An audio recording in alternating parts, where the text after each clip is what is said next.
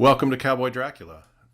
Today we are going over the 11th anniversary issue of Dragon Magazine, number 122. I am David Moore, and with And I'm Jerry Grayson. Yep. And so today we are going to go through this Dragon Magazine, and I have to say it right now. It was not the most spectacular issue I have ever read of Dragon Magazine. So there were some good things in it. The cover is amazing. No, the cover should have been the cover to the second edition of Dungeons and Dragons. This cover is ridiculously awesome. It should have been a cover of one of the hardcover books, at least, probably the cover of the second edition. Yeah, no, this is a super powerful cover, and I think that this thing should have been posters. It should have been, because it's an incredibly powerful cover. It's evocative. It's got a dragon on it, breathing fire right at the viewer, and it's a mean mistreater, which is more than you can say about the original cover for the second edition of the game, which was not a mean mistreater, which is kind of lackluster. But I guess that's what they were going for, which was something that was a little bit more accessible and less menacing. But this cover, this should have been the cover. This picture right here. Actually, who did it so we can actually give them credit? That was Dennis Bouvet. Well, Dennis Bouvet, I take my hands off to you, or hat off. I'll take my hands off as well. Take my hands off to you. I'll tip my hands to you. So in the table of contents, they're saying that that he sketched over 40 dragons before settling on that one. Yes. Okay. Yeah. Yep. So, I see it down here right now. And as they say, the convention button says, the light at the end of the tunnel may be an oncoming dragon. Yes. I've actually seen that button as well. You what? I've seen that button. I've seen that. I was going to say, did you have it? Because that'd be awesome. I don't have one. No. I was 15 still when this thing came out, so we're a little later in than our last episode in age. The Unearthed Arcana, according to the way that the letters and stuff are out, it looks like the Unearthed Arcana came out, and it came out in 1985 because I looked that up. And I remember when it did come out. I'm saying just came out, which was 2 years earlier. But that's but back then you would still be talking about stuff in forums because you didn't have the internet and this immediate, it wouldn't be like, oh, that came out 2 years ago. We're not thinking about that. It was still fresh in everyone's mind. Fresh. And they're currently working on a new version of Top Secret in this one, which I never played any of. Yeah, me neither. I played a very weird game of James Bond 007 that my friend decided to set in my personal backyard, which was really weird. I won't go into it. I was like, this is not James Bond, but okay. It was Jim Bond. Yeah. So, but yeah, there's some cool stuff in here. I think you had mentioned before that the new hero system had come out, or the first page of this Dragon magazine is an ad. So inside cover is an ad for Chainsaw Warrior. Yeah, from Games Workshop. Yeah, which actually looks kind of cool, and it was very Escape from New York sort of. It does look very. It's the year 2032. Yeah, and what is this? What does it say? A strange warp in the continuum has opened in the old municipal buildings in the heart of old Manhattan, and bizarre creatures are flooding through into our dimensions. And then basically they call upon you, this retired warrior who evidently wields a handheld chainsaw. And it was a single player game, so it was a solo game, but it was timed as well. So you had 30 minutes to finish. Probably 30 in-game minutes, I would guess. Right. But it was basically, I don't know if it was a choose-your-own-adventure sort of thing, or if it was like rolling or whatever. But It reads like it is. Like maybe it's Yeah. the hybrid of the two, kind of like the Lone Wolf game or something like that, where You would yeah, you roll, play and if by you yourself. succeeded, you went one place, and then if you Right. failed, you went to a different. So But maybe, I like the premise. yeah, Uh, it's a very yeah, Torg-like premise almost. right. Um, but yeah, the next one is the hero games, which charge into action with the hero system. The hero system is the name of our game mechanics that provide the framework for every role-playing game and adventure Hero Game publishes. And it has a little coupon you can cut out at the bottom to send away to get Adventure Club subscription, or the Champions role-playing game, or Robot Warriors, which I've never seen, Super Never seen Agents, that. Danger International, which funny enough was That was my another. introduction to the hero system. Danger International is kind of pulp, wasn't it? Yep. Okay. And Yep. then Super Agents was kind of like spy, like 007 and I never played that one, okay. but I kind of remember it. I never actually played it. The only hero system games I've really played was Champions. I tried to get a Star Hero game together. I don't know how many times. right. But when they were starting to come out in the 2000s, when they were coming out with a new edition Oh, right. of Star Hero, it just seemed really cool to be able to create worlds using the hero system in a futuristic setting. I think that would have been cool, but Right. it never came together. Well, I've played, the superhero. I've played like Champions. Fantasy Hero, we played a huge campaign in the 90s of that right, one. right. I did play a little bit of Fantasy Hero. That one was really cool. Never played Star Hero, but a few other iterations of or genres or milieus using the system I've played in. Yeah, and it was fun. But here they're introducing it. It looks like, or telling the world about it. I mean, it obviously existed before this, but now they're going whole hog with it. And Full page, I should look up first page of Dragon magazine. Yep. It was probably Which is not kind of cool. cheap. No, I'd imagine not. And that's one thing that actually I did notice about this, is that there are a lot of ads in here. Because rereading it, this was kind of a quick read. Granted, some of the stuff I didn't read because I was absolutely not interested in, and we can get into that. Yep. But every other page was either a full page or a half page ad for a game. Yep. And it's kind of cool because if as we go through these archives and look, you can see how the ads change from, wargaming stuff and, board gaming stuff, Avalon Hill stuff, to a lot more just role-playing games. Yeah. But I wonder if they kind of build it as like, hey, it's our 11th anniversary issue, and then I'm realizing why 11? Like, I mean, you come out with like you're coming out monthly. You've been doing it for a while. Why 11th anniversary, not 10th or 15th, but why 11th?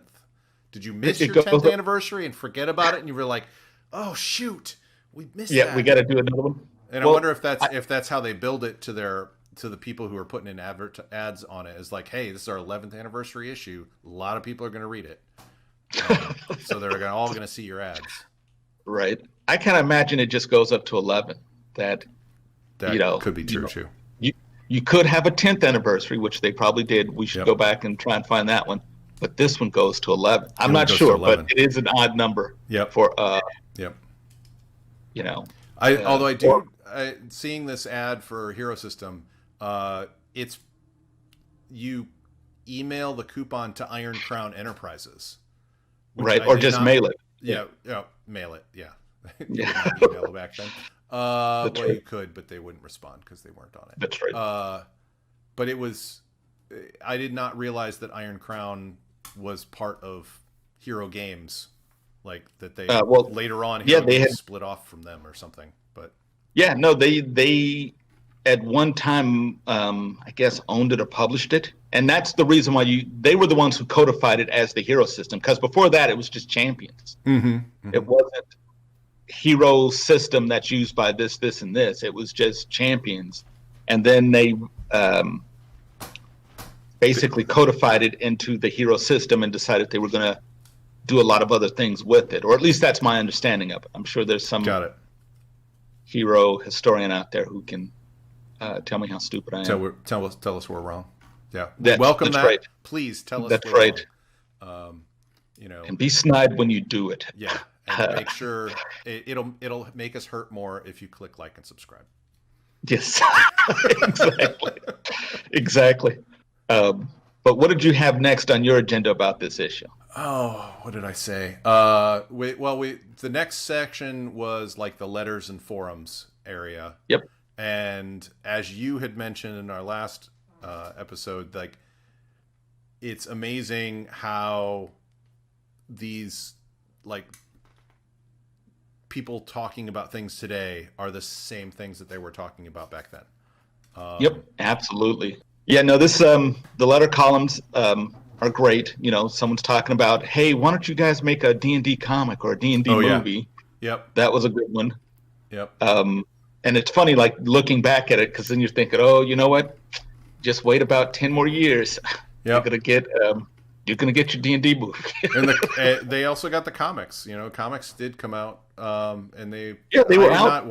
I did not read a lot of them, but they seemed okay.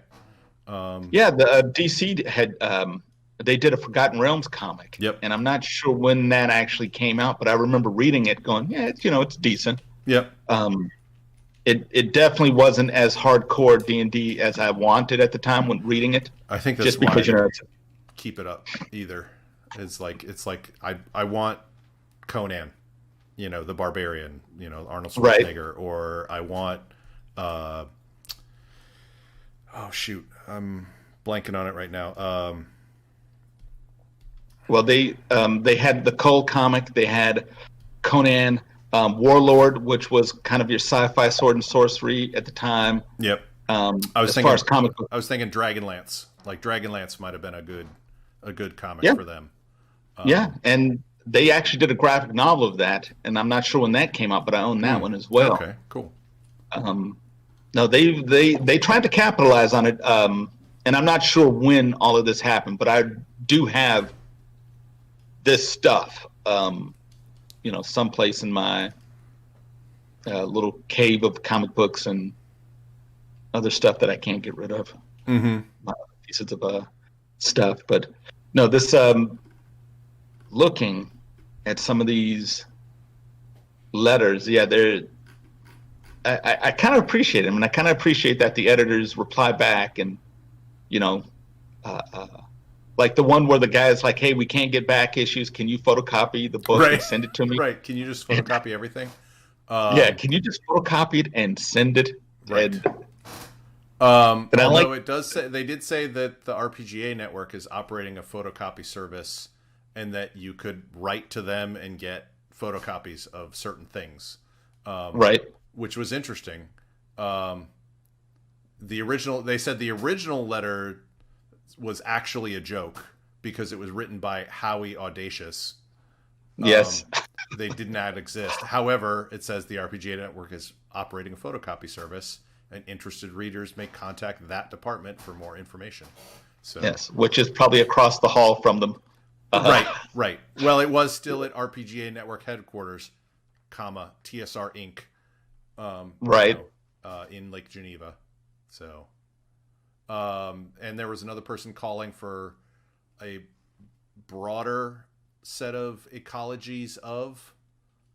So basically, the idea of not just D&D monsters, but like Star Frontiers and Gamma World monsters. Which I think they did under Ares and kind of they didn't do it in the ecologies of column, but they did it in other places. Right. Yeah. Okay, so let's move on to where did you want to go next? The forums. The forum, and we can just briefly touch here because it was funny because there's again, the stuff of like, hey, the same problems, a lot of the same complaints that I will hear nowadays, same sort of things way back then. Some of which are better now, but some are like almost identical. Of like, I'm trying to remember if the exact article, but like the very first article in the forum is like saying that younger players, use information in Dragon Magazine as if it was written in tablets of stone. Yes. And it's like, and like how it's advisable to point out the faults before a horde of 13-year-olds start having all their characters make that same mistake, and like talking about the history of it. And it's like, I mean, I used to call them grognards, is in the pejorative term of like, you guys are old crusty people who just, you're set in your ways. 13-year-olds. Because I was that 13-year-old, so it's like, we just want to have fun, and we want to have our own right. fun. If it's not correct, that's fine. We're not playing history, the game. We're playing. Right. We're shooting fireballs. Right. We don't need to know that, we're talking about low-level retainers and all their minions, and describing in a Tennysonian knights in shining armor vein. As it's like it's a long like it's a long letter too in this form. Like it goes on for I think a column and a half. Almost, yeah. Or a column and a quarter or something like that. Pretty long, and all the rest of them are like maybe a quarter of a column. Yeah, and like one of them is about the silver pieces to gold piece. Oh, right. Yeah, that was the other one I wanted to talk about, but. Yeah, the silver pieces to gold pieces were because gold pieces back then were 1/10 of a pound. So when you had 1,000 gold pieces, that's 100 pounds of gold that you're paying to the alchemist, and you're thinking, okay, well, we did pick up a bunch of silver. Let's pay it in silver. So that's like saying that'll be $100, sir, and then wheeling up a dump truck full of pennies. And saying, here you go. Exactly. So, because this 20,000 silver pieces, 20,000 silver, which is 2 tons of silver. Because it's 1/10 of a pound per coin. And the guy goes into there, and he's totally right. He's totally right. Of like, you're picking up a whole bunch of money, and it's gonna weigh a lot, and it's not like a quarter. Yep. Or a dime. It's pretty hefty there. So well, and in some games during this time and later, they kind of addressed that where they changed like the entire system of money, or that a little bit went a long way. So if you had a gold piece wasn't just like, I'm going to buy like, a night at the tavern, for a couple gold pieces, you could buy your horse or something. It wasn't like I needed 100 gold pieces for a horse. It was like, right. Here are 5 gold pieces, and it was a lot. Right. So by the default, people were just they would haggle with you over trade goods or in silver, right, or something. But it was funny reading this in the forum here that it was they were paying an alchemist, and instead of paying them in gold, he decided to hold on to the gold and just pay him in all the silver. It's like I want to stop writing 20,042 on my sheet. Let me just wipe out the 20,000 silver that I'm carrying around in my back pocket. Well, in honesty, that's why you had retainers and henchmen. They carried around your gold. It's like here's Harold. He takes care of all my gold. This guy carries all my swords. He's got all the magic items that I carry. And in fact, I keep them all inside a bag of holding. And I just pull out one, and he has all his stuff.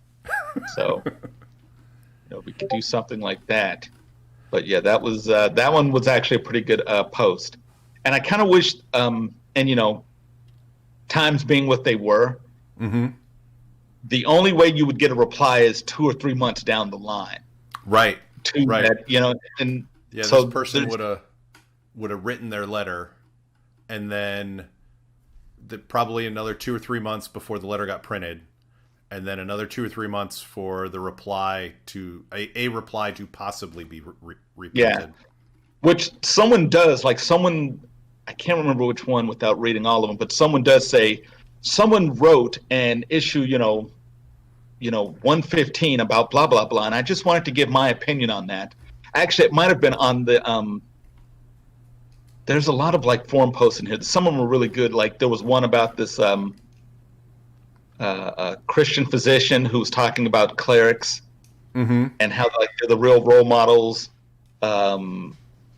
And someone else was talking about D&D alignments and railing against those. And then about 3 or 4 posts railing against Unearthed Arcana, which I kind of empathize with, because I remember when that book came out, how it was a paradigm shift. It upended and how the second edition. Played. Yeah, I liked it a lot. I did too. But it was a definite big shift toward like more skills and things. Added a bunch of new spells and things like that. Actually, your talk about like the lag in reply. This is actually a reply or a rebuttal to a forum post that or an article of Surely You Joust in 118. So right, and this is 122. We're 122. Looking at. So this is four issues later. So right. So 4 months later. But so what would you like to talk about? We've talked about a couple things for me. Oh gosh. Mine, looking through this issue, the issue is 108 pages. It's got, gosh, how many articles are in this thing? There are 1, 2, 3, 4, 5, 6, 7, 8, 9, 10, 11, 12, 13, 14, 15, 16 articles. It seems like a lot, but there's a lot. It does seem like, but some of them are, 1 or 2 pages. Right. Because again, there are a lot of ads in here. But the first one was the Hero Games ad, the Hero System ad. The one thing that I turned to immediately as I read through this thing was the ecology of the rot grub, which is on page 16. Yep. And the ecology series, as everyone knows, were probably one of the best things about Dragon Magazine at this time. Yeah. Because it really went into like a lot of stuff that you may not have thought about some of these lesser known creatures that, you just kind of, you might use them in a game. Okay, there's the rot grubs. You're fighting a zombie and the rot grubs jump off and, make a save. Someone casts a cure disease spell and, we can move on. But it's really clever how, through like, just a piece of like fiction of this magic user talking to these other magic users. Essentially, I think it's all just evil magic users trying to turn into liches. And at first they kind of scoff at him about the rot grub and like, oh, whatever. And then he's like, no, listen, these rot grubs actually can even eat undead flesh. So if you're planning on turning into a lich, you still have to, be wary of these things. And remember what happened to, John, the lich guy. He got eaten by one of these things in like a day because he didn't take precautions. Nice. And so then they all kind of like take notice. Just because you're a lich does not mean you can ignore the everyday life of the rot grub. Yeah, exactly. Of these, and it kind of explains why the rot grub is so dangerous, and how like they burrow to your heart, lay eggs, and then another rot grub comes and fertilizes them, and then makes more, and then they just kind of consume you from the inside, and they can last for centuries inside a dead body, and at the end of the ecology, the professor or magic user or whatever that's talking to this group of magic users says, take some of these rot grubs and put them in with like some of your treasure, because thieves love to open these boxes, and if you have a rot grub in there, it'll jump out and kill them. Right. And I was like, oh, that's why they're in treasure chests. It makes perfect sense now. Why they're in there, because they're put there intentionally. Yes, exactly. Nice. But getting to those, there's a lot of ads in here for Renegade Legion, which I remember. Yep. Playing the actual Leviathan game, which was their capital ship war game. Yep. Which was pretty fun. I played Renegade Legion once or twice, and it was pretty. It was okay. It was pretty fun. Yeah, it's big. It was, it's a game of its time, so it's Yeah. It overly was an baroque. afternoon of gaming. It's what? It was an afternoon of gaming, of like tabletop wargaming almost, with filling in a lot of bubbles, if I recall. Yep, there was a lot of that going on, and the system, it's not as streamlined or I guess as refined as a lot of games are now. Yeah. But it's still a cool concept for a game, and the visuals for it were really, really striking. I really did enjoy that. I almost played a game of Living Steel. That's what I was going to talk about next. Was the ad next to the ecology of the rod grub was Living Steel. I own the game. I've never run the game because the game is so ridiculously hard to like grasp. Although I've stolen a lot from the game. It has this really cool life path system. Yeah. But the actual game itself, that was no bueno. So just to confirm, with Living Steel, since I've never fully played it, you make your main Living Steel like Super Trooper battlesuit character, but then you make all the support characters around as well. You do have support characters, yes, and they are, from what I can remember, about as detailed as your main character. Everything you're making characters. You're not making, you're making fully realized characters. And if you saw the character sheet, it's just ridiculous because it does with all sorts of, like, when you shoot a gun, you worrying about like velocity and what's your stance and where does the bullet hit, and when the bullet hits, what's the damage type for that particular bullet that hits that particular location, and if there's armor, and does the armor ablate. And this is a role-playing game. This is not a war game where you're playing one single figure against another single figure on a war game. This is your character. So this is what you do every time you shoot this gun. Mm-hmm. And I remember getting it because the game is really neat, and you look at it and you get excited about it. So you go through this character creation process, which is really long. I think the game was actually made by like engineers or a physicist or something. So like, whatever they were like, learning in college, they decided they were going to use it here, and it is ridiculous. It's realistic. It's unrelentingly complicated. Which the background of the game is cool, but the game background is cool. All of the ads for it were like, I really want to get this game, and then I never picked it up. And then years later, a GM of ours was like, "Hey, I want to do Living Steel." I was like, "Oh, that sounds great! I always wanted to play it." And so there were like 7 of us, and we had one book, and we're like, "Okay, let's make up characters." And 5 hours later, we're still not done because you have to go through a whole life path system, and every character had their life path. And I think we got like 3/4 of the way through making characters, and we're like, "Can we play?" And we're like, "Well, we're not done yet," And we've got like, you would like it. Reminded me a little bit of another game which I've never played, which was like Ars Magica, where you make your main wizard, and then you have all I think they're grogs. The grogs.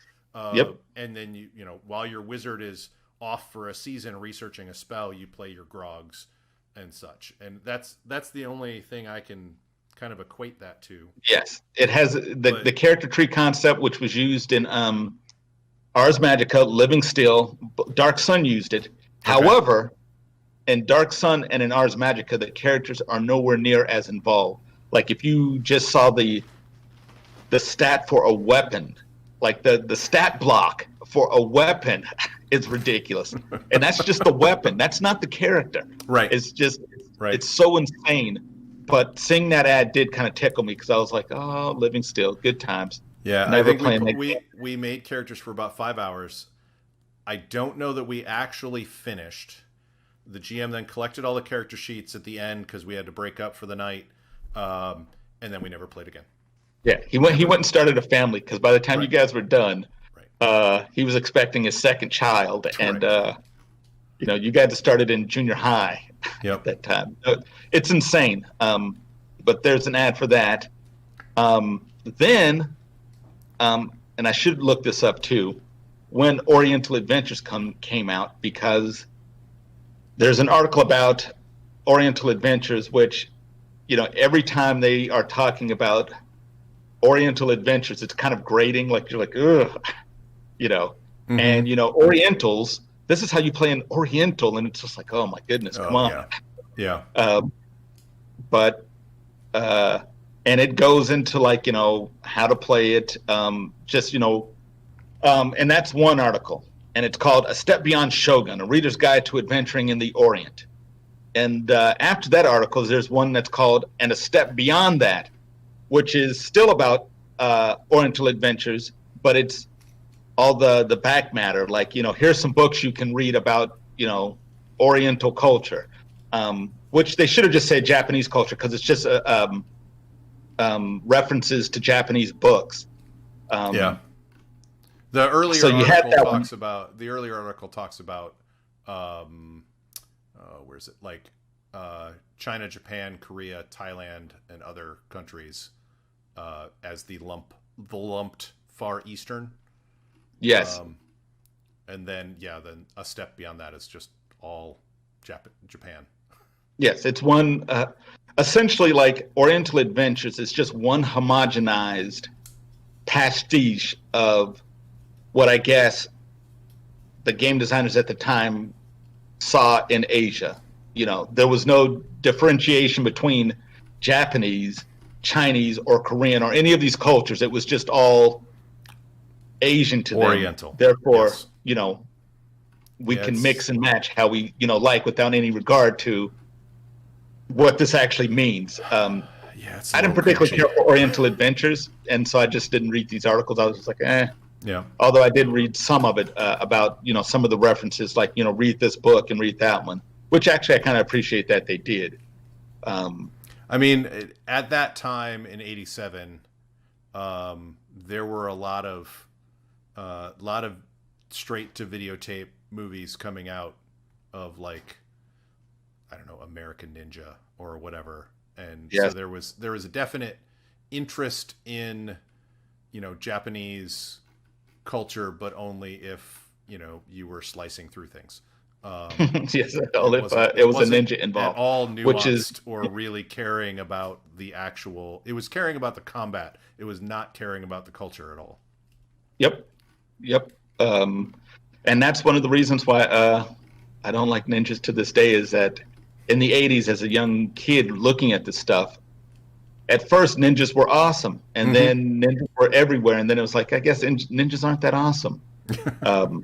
And I blame most of it on Frank Miller and Batman. The way, not in Batman, but in Daredevil and in Wolverine, the way, like, they would just cut through mountains of ninjas. Daredevil especially. Oh my gosh. Yep. Tons of them. Daredevil went through lots and lots of ninjas. He did. And then, was there anything else you wanted to talk about before we moved on to my next one? I think we should move on to your next one, because that's next in the magazine. It is next in the magazine, and it's called Out of Africa. Again, Charles R. Saunders, which we talked about in the last issue that we had talked about. Yep. So, which was kind of a pleasant surprise, because when I picked this issue to, like, look through, I picked it because it had a really awesome cover. But then you find Out of Africa, which talks about the myths and the creatures from Africa. And the first part of, like, his article / essay talks about how there aren't really, if it's not medieval Europe, right, and just a smattering of, like, Asian things, then the rest of the world doesn't exist. There's really no South American creatures. There's really no talk of, like, African creatures. It's usually just, or even, like, Native American creatures, or anything like that. It's all just basically, your basic European, or Greek or North African stuff, but seen through, like, European eyes. Yep. And in the article he talks about, which was actually pretty interesting, because he talks about, I guess, other, like, writers who have written books based on, like, these myths, or myth writers and stuff, and they said that it's pretty racist. It's basically like, hey, these cultures are uncivilized, therefore they can't have these whimsical creatures because they don't have enough, I guess, whimsy to actually do these things. But, George R. Saunders, he refutes this and he says, there are a ton of creatures in Africa if you guys just look. Right. And he goes through and he basically catalogs some of them. He gives you like just a sample. And me personally, like some of these creatures, like I'm aware of because I've had to actually go dig deep and find these creatures for like my own projects and stuff. But it's really neat, some of these creatures, because they are insane. And they're just as insane as any creature you might find that the Greeks might make up or that the Romans, made up. And, they're just as menacing. And it's kind of cool. He goes through and he basically says, okay, this monster is from, West Africa, and this is what it is, blah, blah, blah. He tries to give like an analog for like Western European stuff. So like, here, what dwarves are. Right. Well, this would be what an African dwarf would be, which is this creature. And he will give you a rundown on that creature. And it's kind of cool. And then at the end of the article, then you've got Roger E. Moore, who writes an article, Gaming in the Dark Continent, which is kind of like a whole Dark Continent thing. But I'll put that up there with the Orientals and the Dark Continent. But anyway, he basically gives stats for all the creatures that were talked about in the first article, which is kind of cool. So you get, the basic D&D block of, what this creature is, how many XPs it's worth, what kind of attacks it does, and, how, the whole 9 yards from the monster manual, which is kind of a cool thing. And, you get some illustrations of these monsters. And I kind of thought that was neat. That was pretty cool, and something, I might have like looked at and thrown into a game. If I was a young man looking through this, I'd go, that's something that, I can use in my game since I want to make it different. Right. Not European centric, which, right. Just put a different like spin on things so that, and the cool part is that these creatures, no one knows these creatures, so they can't be like, okay, this is how we defeat this monster. We need a +2 magic sword or fire will do it, blah, blah, blah. It's like, I don't know what the hell this thing is. Yeah, it's not in a book yet. Yes. Sort of thing. Exactly. So I really appreciated that. And then, goes into an ad for Games Designers Workshop with their challenge magazine, for all their games like Traveler, Twilight 2000, stuff like that. Yep. Anything Paranoia that you want to go over? Paranoia 2nd edition was also coming out right about Which then. was? Paranoia 2nd edition. Yes. Which was in the middle of the article there, which I enjoyed Paranoia a lot, but we talked about that one the last time. Right.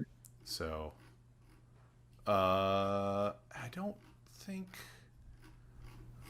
I mean, like I said at the beginning, there wasn't a whole lot that really grabbed me in this issue. There was a lot of, I think there was some DC heroes. There was marshaling the martial arts, going along more with the Oriental Adventures and Unearthed Arcana stuff that had just come out. Oriental Adventures, basically, I did read through this one again. I'm pretty sure I read through it the first time that I read this, but it's basically like a paragraph describing, you could get more information on Wikipedia nowadays than you could from this article about each of these different types of martial arts. Then there was at the end, there was hey, if you want to use this, here are the stats if you're using the Oriental Adventures version of it. Yep. Here's your special maneuvers. Here's your number of attacks for Aikido is one every round. 2 every round for Eskrima. And I fully admit I was into the whole like let's add martial arts to this stuff and it'd be really cool. But over the years I realized it's just special effects. It is. It's like that was like with that Champions. Was my idea too. It's like an energy blast. It could be a laser. It could be a high pressure water cutter. It could be sound, whatever. It's just an energy blast.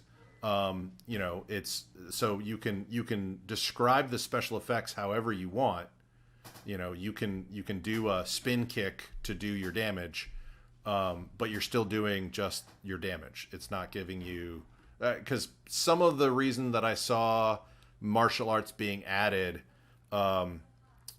and Star Wars, West End Games Star Wars had a expansion where they added Spec Force martial arts, and oh my gosh, that thing is so broken. I mean, you can take out any Jedi or Sith user in a round with a less experienced person using Spec Force martial arts. Right. In that game, I would love to see that. I would love to see like a stormtrooper roundhouse kicking. Yeah. I mean, that would be kind of cool. From, you know, maybe cinematic-y sort of point of view. They almost had that in one of the newer Star Wars movies with the guy with the shock batons.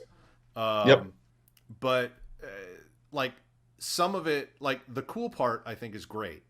But a lot of the reasons why people will grab martial arts is they want an advantage over everybody else, and to be like, oh, this is the thing that will always win the fight for me, and that is not as interesting to me. Yeah, I agree. And when I was younger, yes, like these different martial arts, they would have jazzed me up. Like, what was it? Teenage Mutant Ninja Turtles. Yep. What else? Cyberpunk had a different martial arts. It had a whole list of different martial arts. But as I grew older, I was just like, it's all a fighting skill with, you know, just take a fighting skill and have a specialization with kicking or whatever. Right. But people still, I still get emails about martial arts for like some of the projects and stuff that I've worked on. They're like, you know, do you have like rules for the different martial arts? And I did them at one time, but now I'm so over it that, you know, I'm like, I don't. They also like D&D combat, especially, is always slow, like real time wise. And adding in another layer of martial arts does the same thing. You know, it just makes it slower. You know, there's a West End Games D20 living campaign basically that's been going on for over 20 years, and they don't have a manual retirement thing for characters. So you've got people who play characters who have been playing at conventions for over 20 years, and those characters, like if you sit down as a new person, you go, okay, well, I'm going to make my one action, and then another person goes, okay, well, I'm going to make my 8 actions, and I'm going to, you know, roll and roll and roll and roll and roll, and I'm going to do all these martial arts maneuvers and stuff. The person who only has one action is like, well, that wasn't really cool, because this other person can do all this other cool stuff. And that's bad already. But what's really bad, in my opinion, is it slows the game down. You know, if you have like 5 players that are all, you know, doing one action, and another person does 8 actions, that person's taking up more time than the other 5 people at the table. Right. Put together. And, you know, it's, I really like more narrative combat and things that move and flow. And like everybody gets a chance to shine. And kind of gets an equal spotlight in their combats or scenes or whatever. And, you know, we both have agreed. When I was younger, martial arts were awesome. But now I realize it's just special effects. And you narrate it, talk about it, make it cool sounding, but I don't need rules around it. Yep. No, I agree. It becomes ponderous. It's but yeah. So yeah, those 2 articles are next. Then it goes into basically a top secret article. I didn't bother reading it because I wasn't really in top secret. I completely skipped it. I looked at the pictures. They had some cool, like the Soviet suits, lunar EVA suit, and the NASA ELEVA suit. I don't know what that stands for, but you know, they were good illustrations. But I skipped the rest of the article. Yes, I was like, okay, I'm out of here. Top secret, and I'm done. Yep. But at the end of it, there's an Ellery Queen mystery magazine game. Oh, I completely skipped that page. Okay. Yeah, by Mayfair Games, and I own a module for it.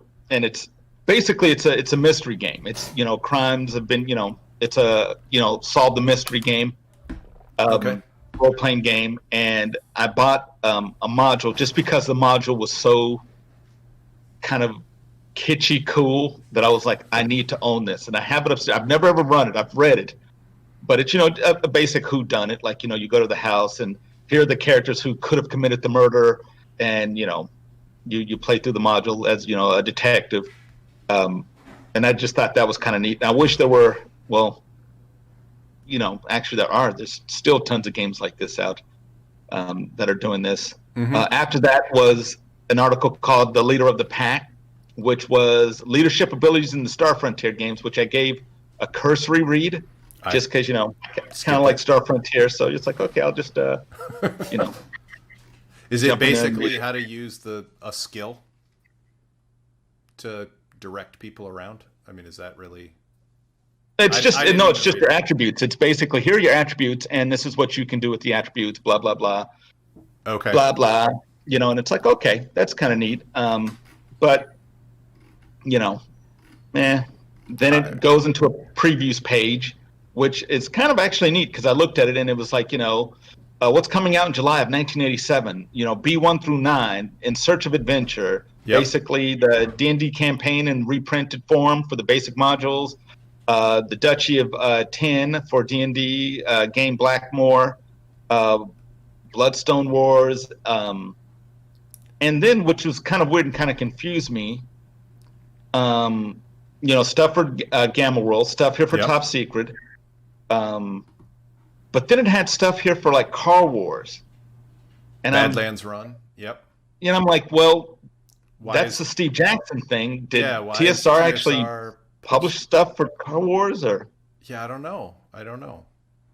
But so I read that. That was kind of neat. Stuff for Greyhawk. Then it goes into a full-page ad for Palladium. Did the Delta Fragment actually ever come out for Gamma World? Did what?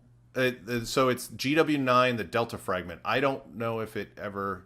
I did not pick up a whole lot of Gamma World modules, but I don't remember the Delta Fragment ever coming out. I don't know. So, anyway. Yeah, that's something to look at. But, no, I don't know. Yeah. And then the next article is basically The Prince's Birthday, which is a piece of fiction. Yep. I did not read it. I'm sorry. I remember reading it and I read the beginning and I read the end, and I was like, oh yeah, I read this at one point, but it was not super memorable to me. Right. But I seem to recall it being an okay short story when I did read it way back when. But right, in the olden days and days of yore. Yes. And then it goes into today. What is it? Then basically profiles on some of the people who work at TSR, and artists and editors. Mm-hmm. An ad for Warhammer. I really like fantasy role-playing. Patrick McGillen's picture in the profiles there. It's that guy's a cool cucumber, man. It's like, okay, he's like every gamer. Like that's the picture in my mind. No, he's the cool guy, man. He's the cool guy there. He's the edgy one. He's the nutty edgy one. Yep. Always wearing the sunglasses. That's right. Even inside while he takes this picture. Right. Then you have like an ad Games Workshop for The Enemy Within for Warhammer Fantasy. Mm-hmm. And then there's the article I did read, Marvel File, about the High Evolutionary, which basically stats out High Evolutionary for Marvel superheroes role-playing game. Kind of cool. Read that one. And then it went on into some book review. Yeah. Didn't read that. The Role of Computers, I gave this a cursory read just because I was kind of curious what was going on in 1987 as far as role playing on your computer. But I was like, whatever. It's basically a video game review of the first Might and Magic game. Right. So it is what, like 4 or 5 pages of Yeah, talking it's pretty about involved, a man. video game, a specific. Yeah, it's almost a walkthrough. which is crazy. Yeah. The amount of So they it's crazy the amount of space that they put in here for this compared to other things. It is. It is. Well, obviously, some writers are a little bit more verbose than others. Yeah. Um, Or have more. After that, yes. Then you get like another fast ad, one for Star Trek, which was I love that game. Never played it when it Never came out. played it. And an ad for BattleTech. Yeah, I did play. I did play BattleTech a lot, and I actually own the Succession Wars game. Have never ever played it because it was one of those where BattleTech was individual battlefields. Succession Wars was like it was like Risk, right, or Axis and Allies, right, for the entire galaxy, sort of thing. See, of the I would have been interested in that one more because right when I played BattleTech, I was starting to get into Warhammer 40,000. Okay. And I remember I played BattleTech, and I remember going, in the future, they build these giant robots with all these heat sinks, and these things are constantly overheating. But, we have faster than light travel, but we can't fix this overheating problem on this robot. Right. And I was just kind of turned off by it, and I was like, okay, I'm done with this game. I'll just go, drive around in my Rhino and, shoot at Eldar. Right. Right. So we did that instead. Then there was an article about another Marvel superheroes game about fixing the powers of the Ultimate Powers book. Mm-hmm. Kind of read it, but just moved on. Well, it was. Did you read the beginning of it? Was that basically this was David Edward Martin was worked on the Ultimate Powers book, and realized after talking with his wife that that like 9 powers had been dropped from the book that he didn't realize. Yep. And they're like ones that are like mass increase, shrinking. They're like really common powers that should have been in that book. Yeah, and they had like, what his thing was like, hey, why is elongation? Someone had asked him, why is elongation not in there? It's like, oh, well, that should be covered in topological change. Oh, by the way, topological change also dropped. So yeah, it's not in there. So it's like, oh, great. Okay. Yep. Not just 2 and that's powers, a good 3 pages of stuff that he wrote in there, like that article. Phasing Yep. wasn't in there. It got dropped too. So. Yep. Yeah, really. And that one's like, a staple. Can't play Kitty Pryde. Yep. I forgot. There was actually 2 other things that I kind of glossed over. That one was the Sorcerer scroll, which was, Gary Gygax's column. Oh, right. Yeah, I did not see. And that was his swan song column. Because basically, like that's the year before, he was gone out, from, right? Got kicked out of TSR. Yeah. And so he comes and writes this column, and he says, hey, TSR is like, allowed me to write this column. I don't work for the company anymore, so you'll never see anything by me for, Dungeons and Dragons. I don't control it anymore. I won't be guiding it anymore. But, I'm going to be moving on, and I'll be working for, I started a new company, and, that's what I'm going to be doing from now on is New Infinities. Yep. Infinities. New Infinities. And Frank Missers, he's coming, and all of these people, they're going to be working with me over here, and we're going to be doing this. So see you guys later. And they go off and they do their own thing. So this was his last column that happened to be in this issue, and he went on to do Cyborg Commando. Yep, which, I own that game. I own it as well, and it is it's kind of unfortunate. It is kind of a. I remember getting that game, and it is. I mean, you can't really tell size there, but like the Gamma World box was about about a what is that, 2 inches deep, right, or so, and it had like 2 folded maps and 2 books and stuff like that in there, and some dice, and it was a decent size.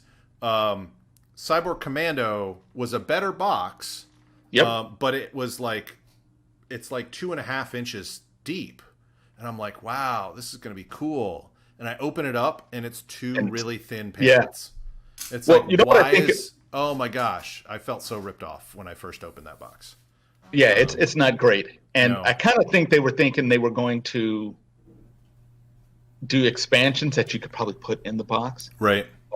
But no, it never happened. And Cyborg Commando, and they were definitely trying to go off of. They were definitely trying to surf on the coattails of Terminator. It has, except you were the good guy Terminator. Yes, in this future fighting giant bugs, which is actually kind of a cool concept, but the execution of that book is not very good. No. And it's also a sign of its time, because when they talk about the rest of the world, evidently the aliens do not want anything to do.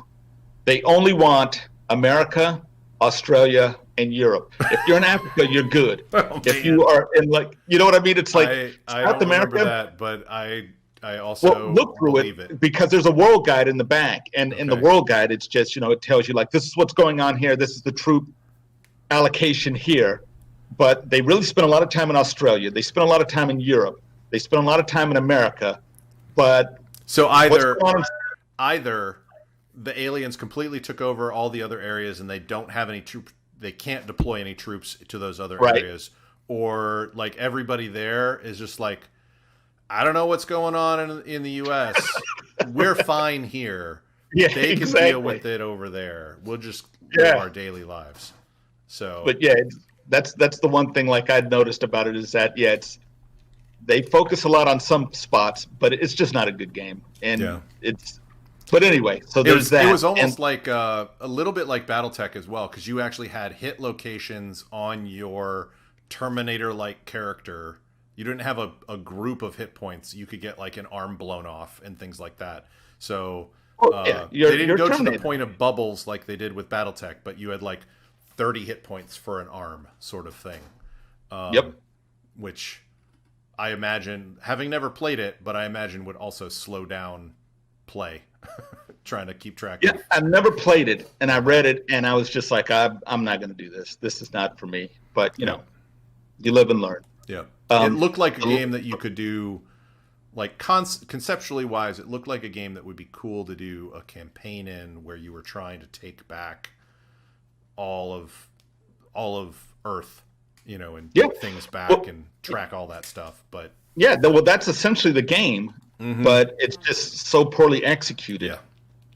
Yeah, and it's so tiny in terms of like the box that it came in and the scope of what you want to do. It just, I think they probably could have produced a single book with it and actually have it be a book instead of a box set, and had it do better. I don't know how it was sold, but it certainly didn't survive the test of time. He didn't learn any lessons from doing D&D, and whatever lessons he learned, like, it makes me wonder, like, how much of D&D was someone holding him back, and how much of this was just him going nuts. Because it's just it's not very good. But anyway, there's the one other thing in here that actually tickled me, that I kind of like, and I still think it holds up today, was the GM's 10 Commandments. Oh yeah. There are some in here that I totally agree with, and there are some in here that I think are absolutely garbage. So well, some of them I look at and I go, okay, this is, maybe it's a sign of the times, or maybe it's just, I could agree with it if the context is different. So let me give you an example of what I mean by garbage. So this is one that's both. The title, right on. The examples in it, horrible. So number 2 is never say you can't do that. Right. And it's like, so never say no, with, say yes and or yes but or no but, sort of thing. But their example is a player who's a 4-foot tall halfling says, I jump and catch the top of a wall, which is a 25-foot tall wall. The response of this author says the GM should say, okay, roll a 7 on a d6. Yep. It's like, no. I mean, you could. It's like, okay, if the halfling needs to get to the top of a 4-foot wall, sure. You could have some sort of Jackie Chan, John Woo sort of hop between things or climb really fast up to the top sort of thing.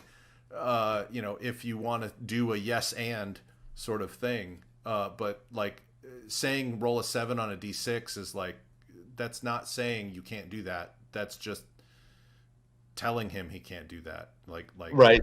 Exactly. Being snarky about how to not do that. Yep. So. Yeah, no, some of them are just funky. Like if it was more refined now, it would work. Like don't overplan. Totally get that one. Yep.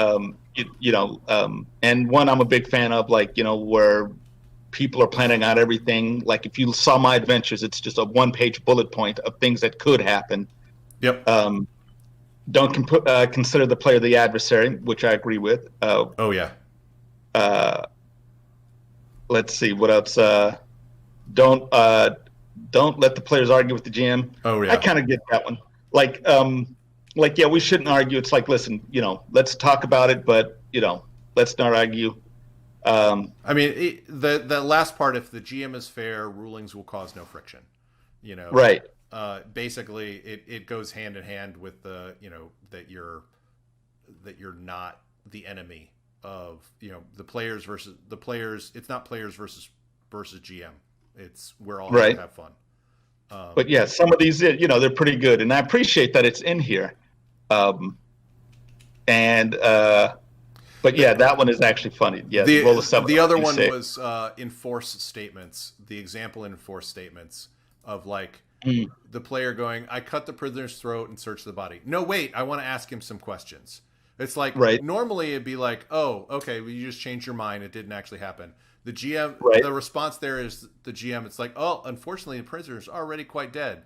So it's like some of these are really good, and then some of these are like, I would hate playing under you. Yeah, they're kind of jerk moves. Like, nope, you already said you killed him, so he's dead. Right. Although I could see it later on, it's like, oh, did you already kill that? Because I've actually had that happen in games where, actually it happened in the game I'm running now, where one character took some people prisoner. Mm-hmm. Right at the beginning of this combat, they took some guards prisoner. And then after the battle, this other character goes and slits their throats. And the player's like, I took them prisoner. And I was like, yeah, well, it's like, yeah. They were like, is the prisoner still in that room that we put him in? Yes. I go in there and slit his throat. It's like, he's dead. He's, Yeah. But it's not like, I'm going to go in and slit their throats. Well, maybe not. And then you didn't say, well, too late. You already did it. That's as their hand is going in. Like in the example, he's like immediately going, wait, I don't want to do that. And I'm telling you, I don't want to do that.